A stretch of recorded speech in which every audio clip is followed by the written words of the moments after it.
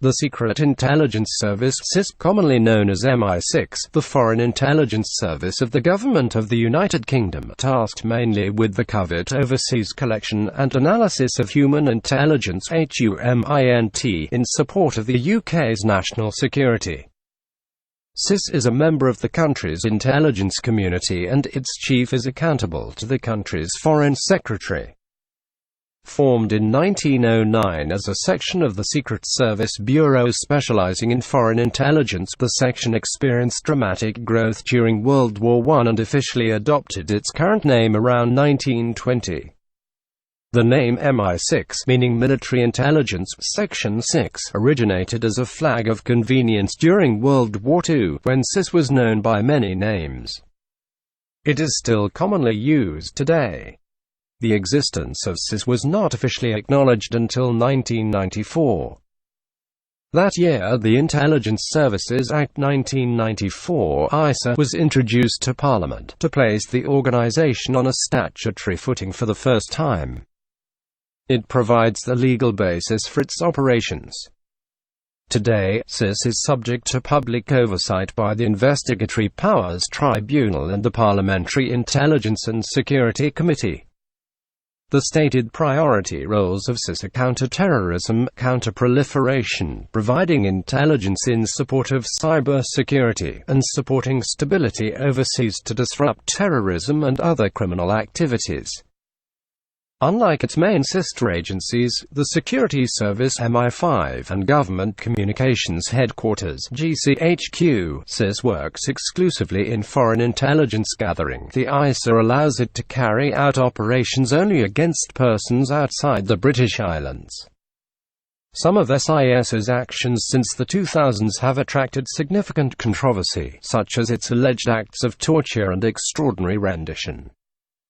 Since 1994, SIS has been headquartered in the SIS Building in London, on the south bank of the River Thames. History and Development. Foundation. The service derived from the Secret Service Bureau, which was founded on 1 October 1909.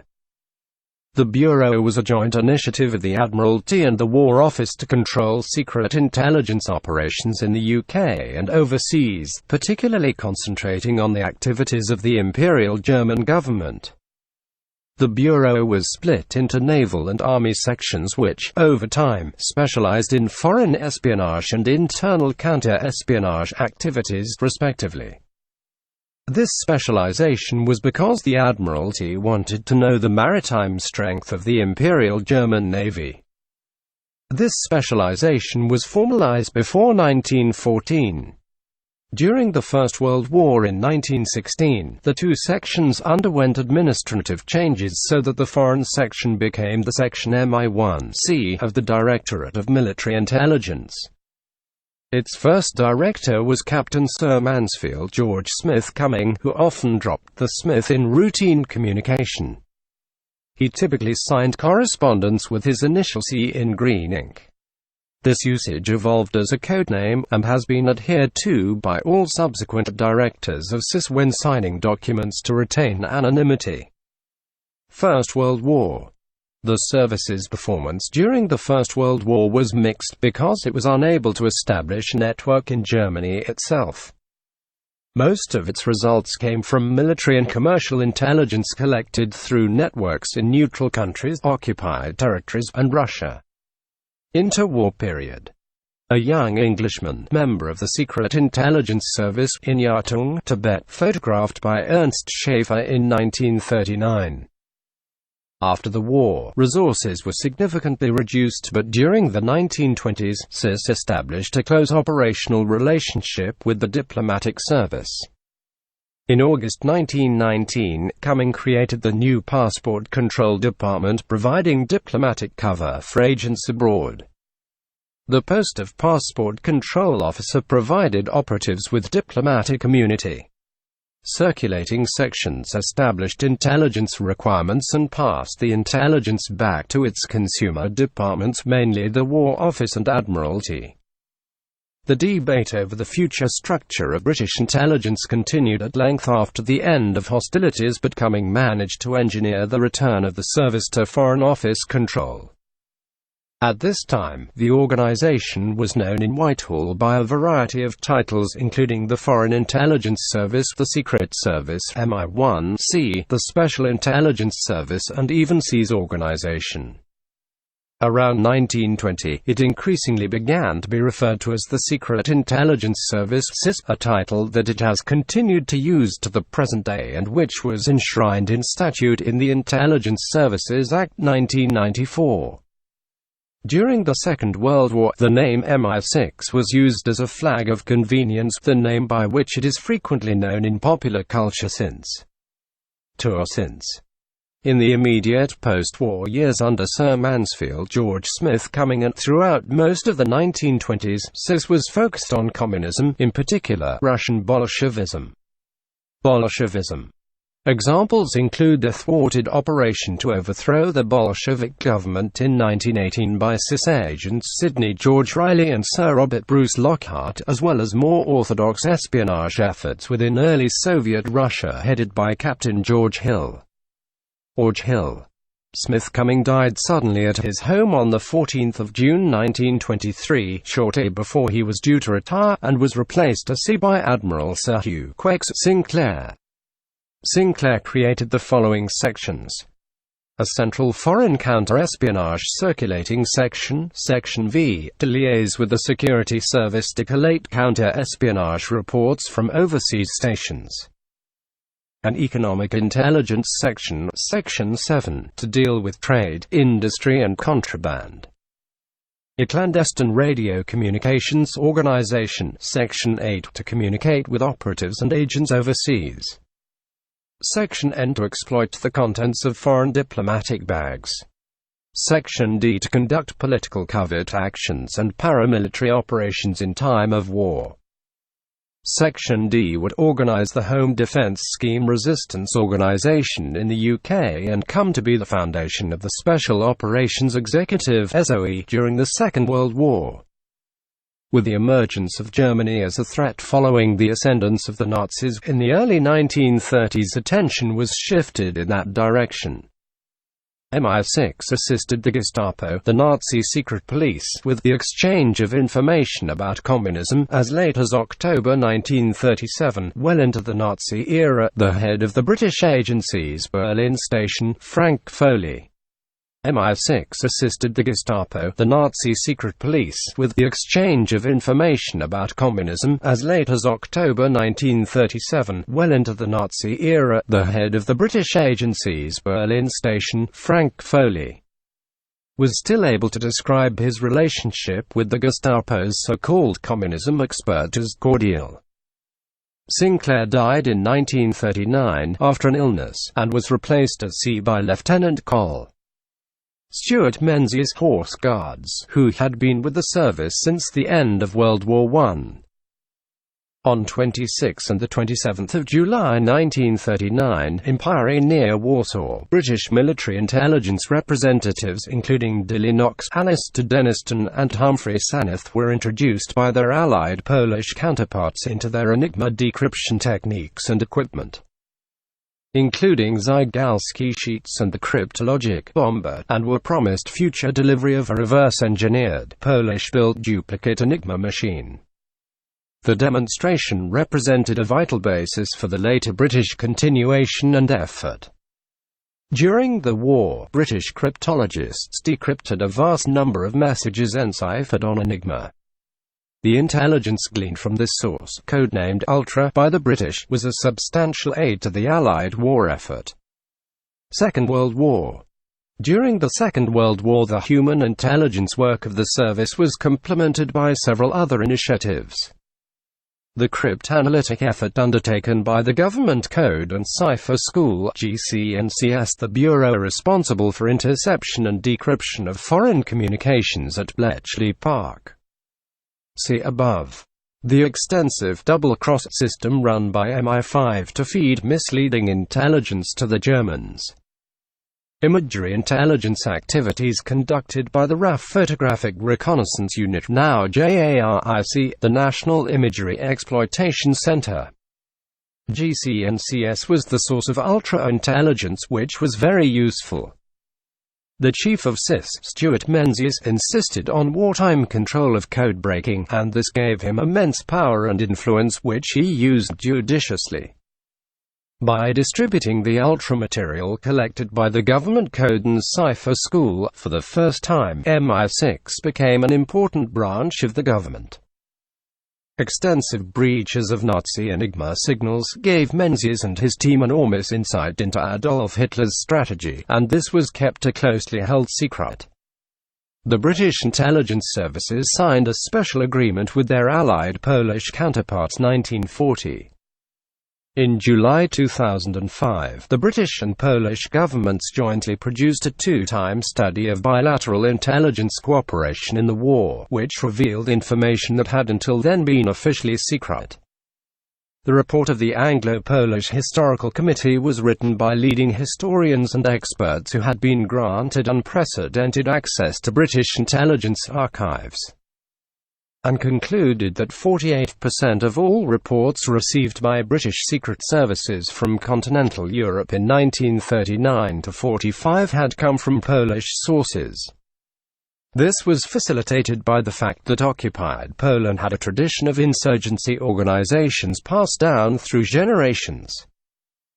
With networks in émigré Polish communities in Germany and France, a major part of Polish resistance activity was clandestine and involved cellular intelligence networks, while Nazi Germany used Poles as forced laborers across the continent, putting them in a unique position to spy on the enemy. Liaison was undertaken by SIS officer Wilfred Dunderdale, and reports included advanced warning of the Afrika Korps departure for Libya, awareness of the readiness of Vichy French units to fight against the Allies or switch sides in Operation Torch, and advance warning both of Operation Barbarossa and Operation Edelweiss, the German Caucasus campaign. Polish-sourced reporting on German secret weapons began in 1941, and Operation Wildhorn enabled a British Special Operations flight to airlift a V-2 rocket that had been captured by the Polish resistance. Polish secret agent Jan Karski delivered the British the first Allied intelligence on the Holocaust. Via a female Polish agent, the British also had a channel to the anti-Nazi chief of the Abwehr, Admiral Wilhelm Canaris. The most significant failure of the service during the war was known as the Venlo incident, named for the Dutch town where much of the operation took place. Agents of the German Army Secret Service, the Abwehr, and the counter-espionage section of the Sicherheitsdienst (SD) posed as high-ranking officers involved in a plot to depose Hitler. In a series of meetings between SIS agents and the conspirators, SS plans to abduct the SIS team were shelved due to the presence of Dutch police. On the night of the 8th to the 9th of November 1939, a meeting took place without police presence. The two SIS agents were duly abducted by the SS. In 1940, journalist and Soviet agent Kim Philby applied for a vacancy in Section D of SIS, and was vetted by his friend and fellow Soviet agent Guy Burgess. When Section D was absorbed by Special Operations Executive (SOE) in the summer of 1940, Philby was appointed as an instructor in the arts of black propaganda at the SOE's training establishment in Beaulieu, Hampshire. In May 1940, MI6 set up British Security Coordination (BSC) on the authorization of Prime Minister Winston Churchill over the objections of Stuart Menzies. This was a covert organization based in New York City, headed by William Stevenson, intended to investigate enemy activities, prevent sabotage against British interests in the Americas, and mobilize pro-British opinion in the Americas. BSC also founded Camp 10 in Canada to train clandestine operators and to establish in 1942 a telecommunications relay station, code name Hydra, operated by engineer Benjamin De Forest Bailey. In early 1944, MI6 re-established Section IX, its pre-war anti-Soviet section, and Philby took a position there. He was able to alert the NKVD about all British intelligence on the Soviets, including what the American Mossad shared with the British about the Soviets. Despite these difficulties, the service nevertheless conducted substantial and successful operations in both occupied Europe and in the Middle East and the Far East, where it operated under the cover name Inter-Services Liaison Department (ISLD). Cold War. In August 1945, Soviet intelligence officer Konstantin Volkov tried to defect to the UK, offering the names of all Soviet agents working inside British intelligence. Philby received the memo on Volkov's offer and alerted the Soviets so they could arrest him in 1946. SIS absorbed the rump remnant of the Special Operations Executive (SOE), dispersing the latter's personnel and equipment between its operational divisions or controllerates and new directorates for training and development and for war planning. The 1921 arrangement was streamlined, with the geographical operational units redesignated production sections, sorted regionally under controllers, all under a director of production. The circulating sections were renamed requirements sections and placed under Directorate of Requirements. Operation Gold, the Berlin Tunnel in 1956. SIS operations against the USSR were extensively compromised by the presence of an agent working for the Soviet Union, Harold Adrian Russell Kim Philby, in the post-war counter-espionage section R5. SIS suffered further embarrassment when it turned out that an officer involved in both the Vienna and Berlin tunnel operations had been turned as a Soviet agent during internment by the Chinese during the Korean War. This agent, George Blake, returned from his internment to be treated as something of a hero by his contemporaries in the office. His security authorization was restored, and in 1953 he was posted to the Vienna station where the original Vienna tunnels had been running for years. After compromising these to his Soviet controllers, he was subsequently assigned to the British team involved in Operation Gold, the Berlin Tunnel, and which was consequently blown from the outset. In 1956, SIS director John Alexander Sinclair had to resign after the botched affair of the death of Lionel Crabb. SIS activities included a range of covert political actions, including the overthrow of Mohammad Mossadegh in Iran in the 1953 Iranian coup d'état in collaboration with the U.S. Central Intelligence Agency. Despite earlier Soviet penetration, SIS began to recover as a result of improved vetting and security, and a series of successful penetrations. Despite earlier Soviet penetration, SIS began to recover as a result of improved vetting and security, and a series of successful penetrations. From 1958, SIS had 3 moles in the Polish UP, the most successful of which was codenamed Noddy. The CIA described the information SIS received from these polls as some of the most valuable intelligence ever collected, and rewarded SIS with $20 million to expand the Polish operation. In 1961, Polish defector Michael Goleniewski exposed George Blake as a Soviet agent. Blake was identified, arrested, tried for espionage and sent to prison. He escaped and was exfiltrated to the USSR in 1966. Also, in the GRU, they recruited Colonel Oleg Penkovsky.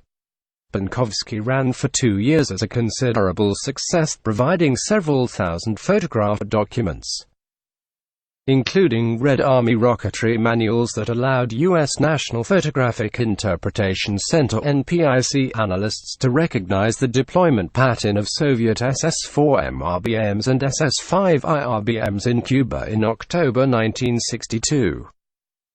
SIS operations against the USSR continued to gain pace through the remainder of the Cold War, arguably peaking with the recruitment in the 1970s of Oleg Gordievsky, whom SIS ran for the better part of a decade, then successfully exfiltrated from the USSR across the Finnish border in 1985.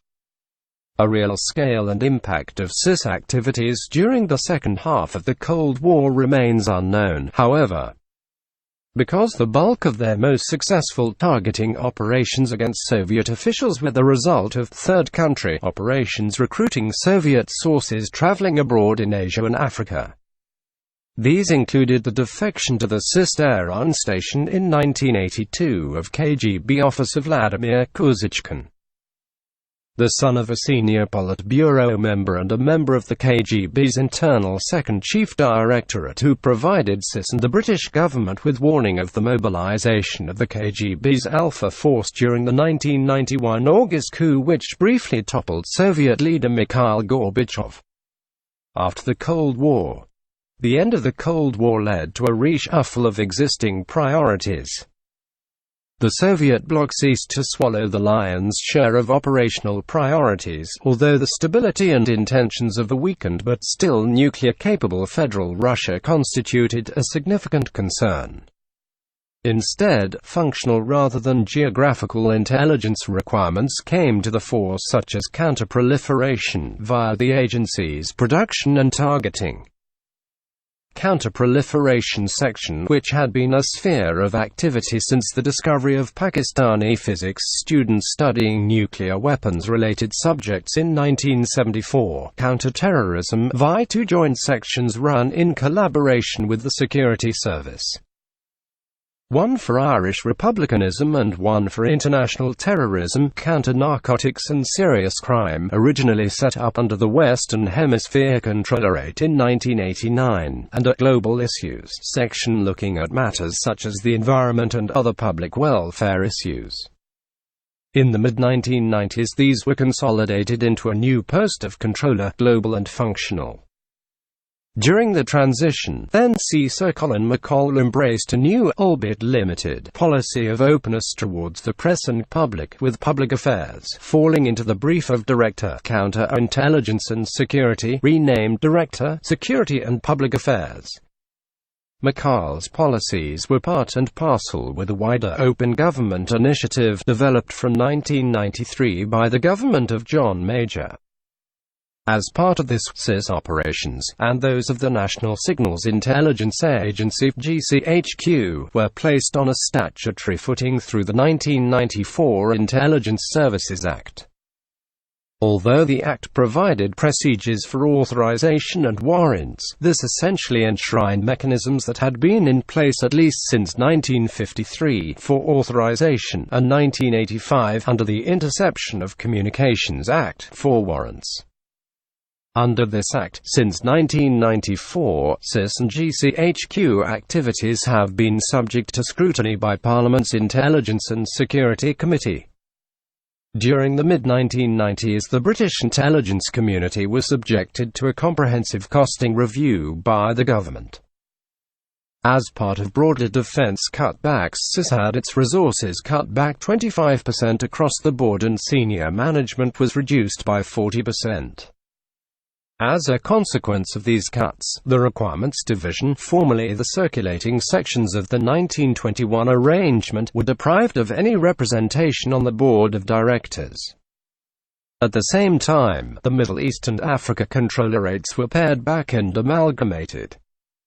According to the findings of Lord Butler of Brockwell's Review of Weapons of Mass Destruction, the reduction of operational capabilities in the Middle East and of the Requirements Division's ability to challenge the quality of the information the Middle East Controllerate was providing weakened the Joint Intelligence Committee's estimates of Iraq's non-conventional weapons programs. These weaknesses were major contributors to the UK's erroneous assessments of Iraq's weapons of mass destruction prior to the 2003 invasion of that country. On one occasion in 1998, MI6 believed it might be able to obtain actionable intelligence which could help the CIA capture Osama bin Laden, the leader of the Al-Qaeda. But given that this might result in his being transferred or rendered to the United States, MI6 decided it had to ask for ministerial approval before passing the intelligence on, in case he faced the death penalty or mistreatment. This was approved by a minister, provided the CIA gave assurances regarding humane treatment. In the end, not enough intelligence came through to make it worthwhile going ahead. In 2001, it became clear that Ahmad Shah Massoud and his forces were the best option for going after bin Laden. The priority for MI6 was developing intelligence coverage. The first real sources were being established, although no one penetrated the upper tier of the Al-Qaeda leadership itself. As the year progressed, plans were drawn up and slowly worked their way up to the White House on the 4th of September 2001, which involved increasing dramatically support for Massoud. MI6 were involved in these plans. War on Terror. During the global war on terror, SIS accepted information from the CIA that was obtained through torture, including the Extraordinary Rendition Program. Craig Murray, a UK ambassador to Uzbekistan, had written several memos critical of the UK's acceptance of this information. He was then sacked from his job. Following the September 11 attacks, on the 28th of September the British Foreign Secretary approved the deployment of MI6 officers to Afghanistan and the wider region, utilizing people involved with the Mujahideen in the 1980s and who had language skills and regional expertise. At the end of the month, a handful of MI6 officers with a budget of $7 million landed in northeast Afghanistan, where they met with General Mohammad Fahim of the Northern Alliance and began working with other contacts in the north and south to build alliances, secure support, and to bribe as many Taliban commanders as they could to change sides or leave the fight. During the United States invasion of Afghanistan, the SIS established a presence in Kabul following its fall to the coalition. MI6 members and the British Special Boat Service took part in the Battle of Tora Bora. After members of the 22nd Special Air Service SAS Regiment returned to the UK in mid-December 2001, members of both territorial SAS regiments remained in the country to provide close protection to SIS members. In mid-December, MI6 officers who had been deployed to the region began to interview prisoners held by the Northern Alliance. In January 2002, they began interviewing prisoners held by the Americans. On 10 January 2002, an MI6 officer conducted his first interview of a detainee held by the Americans. He reported back to London that there were aspects of the way the detainee had been handled by the US military before the interview that did not appear consistent with the Geneva Conventions. 2 days after the interview, he was sent instructions, copied to all MI5 and MI6 officers in Afghanistan, about how to deal with concerns over mistreatment, referring to signs of abuse, given that they are not within our custody or control. The law does not require you to intervene to protect this. It went on to say that the Americans had to understand that the UK did not condone such mistreatment and that a complaint should be made to a senior US official if there was any coercion by the US in conjunction with an MI6 interview. In the run-up to the invasion of Iraq in 2003, it is alleged, although not confirmed, that some SIS members conducted Operation Mass Appeal, which was a campaign to plant stories about Iraq's WMDs in the media. The operation was exposed in the Sunday Times in December 2003. Claims by former Weapons Inspector Scott Ritter suggest that similar propaganda campaigns against Iraq date back well into the 1990s. Ritter says that SIS recruited him in 1997 to help with the propaganda effort, saying the aim was to convince the public that Iraq was a far greater threat than it actually was. Towards the end of the invasion, SIS agents operating out of Baghdad International Airport with Special Air Service SAS protection began to re-establish a station in Baghdad and began gathering intelligence, in particular on WMDs. After it became clear that Iraq did not possess any WMDs, MI6 officially withdrew pre-invasion intelligence about them. In the months after the invasion, they also began gathering political intelligence predicting what would happen in post-Ba'athist Iraq. MI6 personnel in the country never exceeded 50 in early 2004, apart from supporting Task Force Black in hunting down former senior Ba'athist Party members. MI6 also made an effort to target transnational terrorism, jihadist networks that led to the SAS carrying out Operation Aston in February 2004. They conducted a raid on a house in Baghdad that was part of a jihadist pipeline that ran from Iran to Iraq that US and UK intelligence agencies were tracking suspects on the raid captured members of Pakistan-based terrorist group. Shortly before the Second Battle of Fallujah, MI6 personnel visited JSOC's TSF temporary screening facility at Balad Air Base to question a suspected insurgent. Afterwards they raised concerns about the poor detention conditions there. As a result, the British government informed JSOC in Iraq that prisoners captured by British Special Forces would only be turned over to JSOC if there was an undertaking not to send them to Balad. In spring 2005, the SAS detachment operating in Basra and southern Iraq, known as Operation Hathor, escorted MI6 case officers into Basra so they could meet the sources and handlers. MI6 provided information that enabled the detachment to carry out surveillance operations. MI6 were also involved in resolving the Basra prison incident. The SAS played a central role in the British withdrawal from Basra in 2007. In Afghanistan, MI6 worked closely with the military, delivering tactical information and working in small cells alongside special forces, surveillance teams, and GCHQ to track individuals from the Taliban and Al-Qaeda. The first MI6 knew of the U.S. carrying out the mission that killed Osama bin Laden on 2 May 2011 was after it happened, when its chief called his American counterpart for an explanation. In July 2011 it was reported that SAS had closed several of its stations, particularly in Iraq, where it had several outposts in the south of the country in the region of Basra. The closures have allowed the service to focus its attention on Pakistan and Afghanistan, which are its principal stations. On 12 July 2011, MI6 intelligence officers, along with other intelligence agencies, tracked 2 British Afghans to a hotel in Herat, Afghanistan, who were discovered to be trying to establish contact with the Taliban or Al-Qaeda to learn bomb-making skills. Operators from the SAS captured them, and they are believed to be the first Britons to be captured alive in Afghanistan since 2001. By 2012, MI6 had reorganized after 9/11 and reshuffled its staff, opening new stations overseas, with Islamabad becoming the largest station.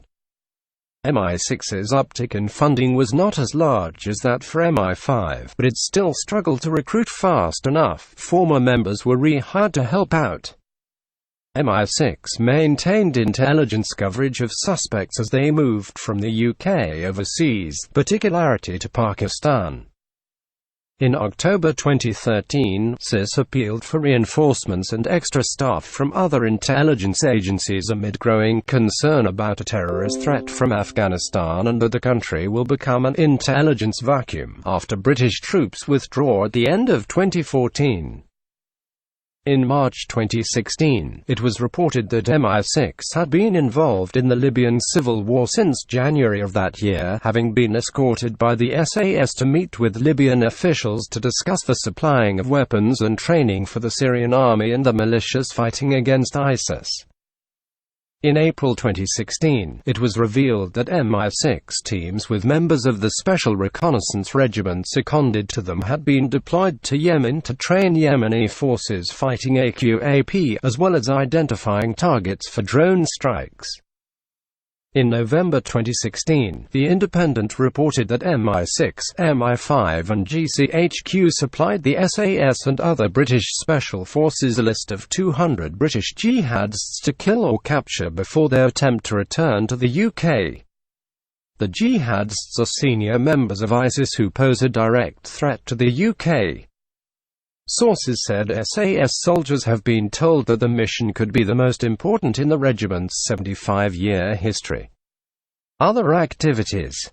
On 6 May 2004 it was announced that Sir Richard Dearlove was to be replaced as head of SAS by John Scarlett, a former chairman of the Joint Intelligence Committee. Scarlett was an unusually high-profile appointment to the job and gave evidence at the Hutton inquiry.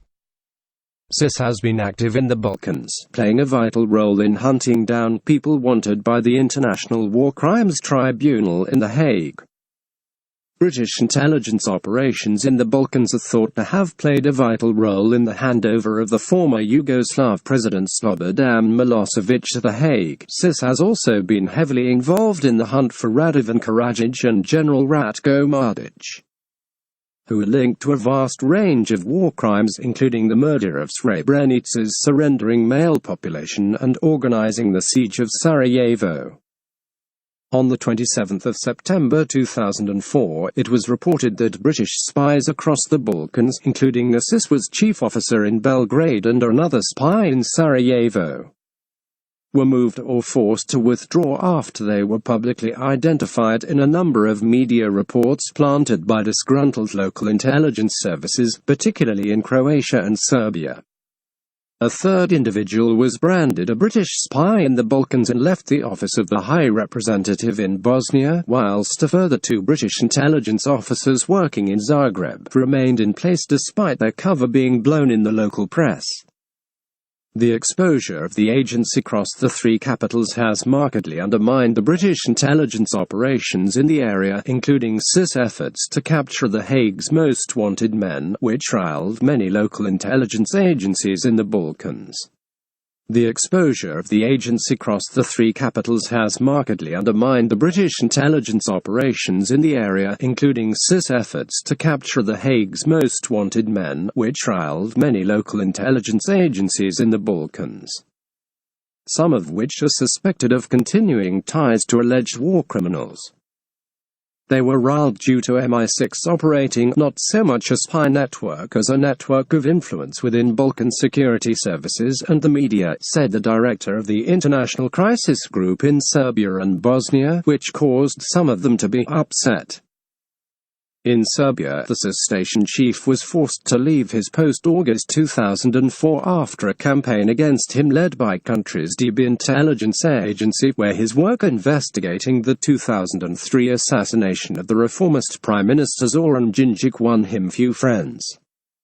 On the 15th of November 2006, SIS allowed an interview with current operations officers for the first time. The interview was on the Colin Murray Show on BBC Radio 1. The 2 officers, 1 male and 1 female, had their voices disguised for security reasons.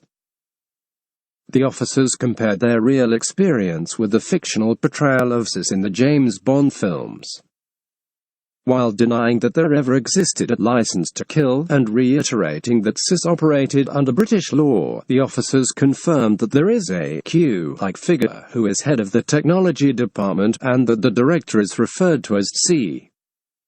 The officers described the lifestyle as quite glamorous and very varied, with plenty of overseas travel and adventure, and described their role primarily as intelligence gatherers, developing relationships with potential sources.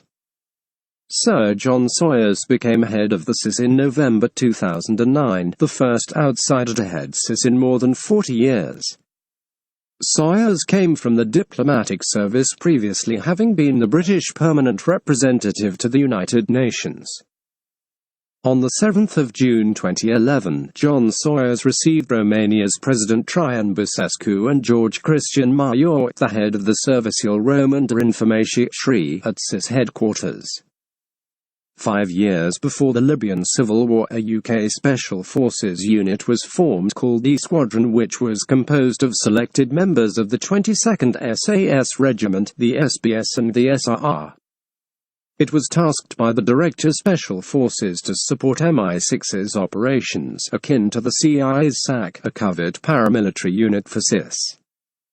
It was not a formal squadron within the establishment of any individual UK Special Forces unit, but at the disposal of both the Director Special Forces and the SIS. Previously, SIS relied primarily on contractor personnel. The squadron carried out missions that required maximum discretion in places that were off the radar or considered dangerous. The squadron's members often operated in plain clothes, with the full range of national support, such as false identities, at its disposal. In early March 2011, during the Libyan civil war, a covert operation in Libya involving E Squadron went wrong. The aim of the mission was to cement SIS's contacts with the rebels by flying in two SIS agents in a Chinook helicopter to meet a Libyan intermediary in a town near Benghazi, who had thereafter promised to fix them up a meeting with the NTC. A team consisting of 6 E Squadron members, all from the SAS, and 2 SIS officers were flown into Libya by an RAF Special Forces flight Chinook. The squadron's members were carrying bags containing arms, ammunition, explosives, computers, maps and passports from at least 4 nationalities. Despite technical backup, the team landed in Libya without any prior agreement with the rebel leadership. The plan failed as soon as the team landed. The locals became suspicious they were foreign mercenaries or spies, and the team was detained by rebel forces and taken to a military base in Benghazi. They were then hauled before a senior rebel leader. The team told him that they were in the country to find out the rebels' needs and to offer assistance. But the discovery of British troops on the ground enraged the rebels, who were fearful that Gaddafi would use such evidence to destroy the credibility of the NTC. Negotiations between senior rebel leaders and British officials in London finally led to their release, and they were allowed to board HMS Cumberland. On the 16th of November 2011, SIS warned the National Transitional Council in Benghazi after discovering details of planned strikes, said Foreign Secretary William Hague. The agencies obtained firm intelligence, were able to warn the NTC of the threat, and the attacks were prevented, he said. In a rare speech on the intelligence agencies, he praised the key role played by SIS and GCHQ in bringing Gaddafi's 42-year dictatorship to an end, describing them as vital assets with a fundamental and indispensable role in keeping the nation safe. They worked to identify key political figures, develop contacts with the emerging opposition, and provide political and military intelligence. Most importantly, they saved lives, he said. The speech follows criticism that SIS had been too close to the Libyan regime and was involved in the extraordinary rendition of anti-Gaddafi activists. The speech follows criticism that SIS had been too close to the Libyan regime and was involved in the extraordinary rendition of anti-Gaddafi activists. Mr. Hague also defended controversial proposals for secrecy in civil court involving intelligence material. The Daily Star reported in November 2011 that SIS helped capture Saif al-Islam Gaddafi. The top-secret mission, dubbed Operation X to disguise its purpose, used modern electronic intelligence (ELINT) technologies to bug him along with his friends and family. Gaddafi had been hiding out in the desert for a month, but the breakthrough came when he made 2 phone calls, one after the other, to say he was safe. It allowed the joint British and French bugging operation to pinpoint his location. SIS agents using the £25 million top-secret equipment closed in on him before calling in the Libyan snatch squad to apprehend him. In February 2013, Channel 4 News reported on evidence of SIS spying on opponents of the Gaddafi regime and handing the information to the regime in Libya. The files looked to contain a memorandum of understanding, dating from October 2002, detailing a 2-day meeting in Libya between Gaddafi's external intelligence agency and 2 senior heads of SIS and one from MI5, outlining joint plans for intelligence exchange, counter-terrorism and mutual cooperation. In February 2015, The Telegraph reported that MI6 contacted the counterparts in the South African intelligence services to seek assistance in an effort to recruit a North Korean asset to spy on North Korea's nuclear program. MI6 had contacted the man who had inside information on North Korea's nuclear program. He considered the offer and wanted to arrange another meeting, but a year has passed without MI6 hearing from him, which prompted them to request South African assistance when they learned he would be traveling through South Africa. It is not known whether the North Korean man ever agreed to work for MI6. Buildings. SIS headquarters. The SIS building at Vauxhall Cross, London, seen from Vauxhall Bridge. Since 1995, SIS headquarters has been at 85 Vauxhall Cross along the Albert Embankment in Vauxhall on the south bank of the River Thames by Vauxhall Bridge, London. Previous headquarters have been Century House, 100 Westminster Bridge Road, Lambeth 1966 to 1995, and 54 Broadway, off Victoria Street, London 1924 to 1966. Although SIS operated from Broadway, it was actually based at St. James's Street and also made considerable use of the adjoining St. Ermine's Hotel. The building was designed by Sir Terry Farrell and built by John Lang. The developer Regalian Properties approached the government in 1987 to see if they had any interest in the proposed building. At the same time, MI5 was seeking alternative accommodation, and co-location of the two services was studied. In the end, this proposal was abandoned due to the lack of buildings of adequate size existing or proposed and the security considerations of providing a single target for attacks. In December 1987, Prime Minister Margaret Thatcher's government approved the purchase of the new building for SIS. The building design was reviewed to incorporate the necessary protection for the UK's Foreign Intelligence Gathering Agency. This includes overall increased security, extensive computer suites, technical areas, bomb blast protection, emergency backup systems, and protection against electronic eavesdropping. While the details and cost of construction have been released about 10 years after the original National Audit Office Now report was written, some of the service's special requirements remain classified. The Now report Thames House and Vauxhall Cross has certain details omitted, describing in detail the cost and problems of certain modifications, but not what these are. Rob Humphreys, London. The Rough Guide suggests one of these omitted modifications is a tunnel beneath the Thames to Whitehall. The Now put the final cost at £135.05 million for site purchase and the basic building, or £152.6 million including the service's special requirements. The setting of the SIS officers was featured in the James Bond films GoldenEye, The World Is Not Enough, Die Another Day, Skyfall, and Spectre. SIS allowed filming of the building itself for the first time in The World Is Not Enough for the pre-credit sequence where a bomb hidden in a briefcase full of money is detonated inside the building.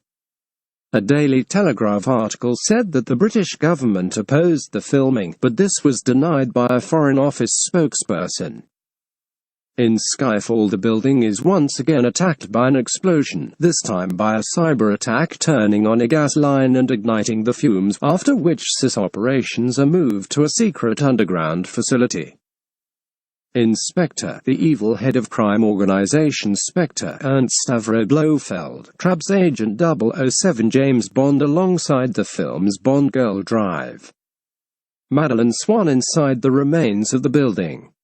Blofeld then detonated bombs planted in the building, demolishing what was left of the building fully, though Bond managed to save Drive Swan and escape before the building exploded. On the evening of the 20th of September 2000, the building was attacked using a Russian-built RPG-22 anti-tank rocket launcher. Striking the 8th floor, the missile caused only superficial damage. The Metropolitan Police Anti-Terrorist Branch attributed responsibility to the real IRA. Other buildings. Most other buildings are held or nominally occupied by the Foreign and Commonwealth Office. They include Hounslow Park on the outskirts of Milton Keynes, housing Her Majesty's Government Communications Centre, which supports the Foreign and Commonwealth Office and the British intelligence community. Fort Monkton, a former fort dating from the 1780s, rebuilt in the 1880s, is now the Field Operations Training Centre for SIS. The Circus. MI6 is nicknamed the Circus. Some say this was coined by John le Carré, former SIS officer David Cornwell, in his espionage novels and named after a fictional building on Cambridge Circus. Leo Marx explains in his World War II memoir Between Silk and Cyanide that the name arose because a section of the Special Operations Executive was housed in a building at 1 Dorset Square, London, which had formerly belonged to the directors of Bertram Mills Circus. This inspired continuity was one of SOE's favourite in-jokes. Chiefs. 1909–1923, Sir Mansfield Smith Cumming. 1923–1939, Admiral Sir Hugh Sinclair. 1939–1952, Major General Sir Stuart Menzies. 1953–1956, Sir John Alexander Sinclair. 1956–1968, Sir Richard White. 1968–1973, Sir John Rennie. 1973–1978, Sir Maurice Oldfield. 1979–1982, Sir Dick Franks. 1982–1985, Sir Colin Figures. 1985–1989, Sir Christopher Curwen. 1989–1994, Sir Colin McCall. 1994–1999, Sir David Spedding. 1999–2004, Sir Richard Dearlove. 2004–2009, Sir John Scarlett. 2009–2014, Sir John Sawyers. 2014–present, Sir Alex Younger.